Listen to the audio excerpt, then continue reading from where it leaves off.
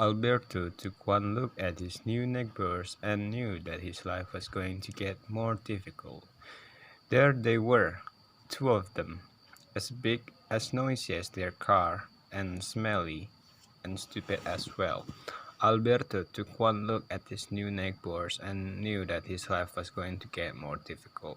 He watched them arrive in their big, noisy car and watched them get out. There they were, two of them, as big, as noisy as their car, and smelly as stupid as well. Terrible, he thought. How am I going to put up with them?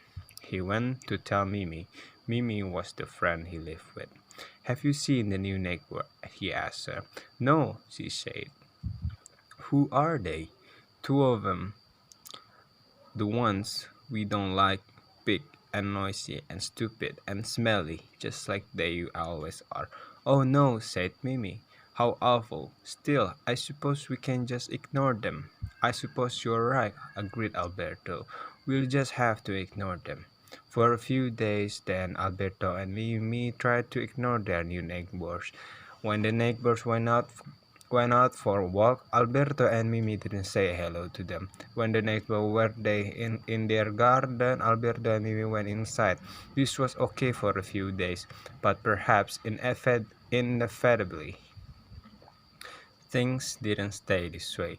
One day, Alberto woke up from his sleep and found one of his neighbors in his garden. Mimi! He shouted. Have you seen this? He's in our garden. Look, how terrible, said Mimi. Let's call our staff and make sure they get rid of him immediately. Mimi went off to call off their staff. 2 minutes later, Alberto and Mimi, head of the staff, was out in the garden trying to get rid of the unwelcome neighbor. Go on, he shouted. Get out of here. Go home. The neighbor didn't say anything but gave Alberto and Mimi's head of staff a dirty look. Then he went back into his garden. Alberto and Mimi felt better and then asked their head of staff to prepare their lunch for them. However, it wasn't enough. Over the next few days, Alberto and Mimi often found one or other or both of their new neighbor working around their own garden. It was terrible. To show how they felt, Alberto and Mimi went into their neighbor's garden at night when the neighbors were inside and broke all the flowers. The next morning, one of the neighbors came to talk to Alberto. Hey, he said. Hey, you. Alberto ignored him, but he continued talking. You came into our garden last night and broke all the flowers. Alberto didn't say anything but gave his neighbor a dirty look. Now I'm in trouble, continued his neighbor. They think I did it. Who are they? Asked Alberto. My owners. Of course, replied the neighbor. Owners, said Alberto. You have owners? Of course we do, said his neighbor. Don't you? Oh no, replied Alberto. We have stuff. Alberto wanted to tell me what the neighbor didn't have stuff but owners.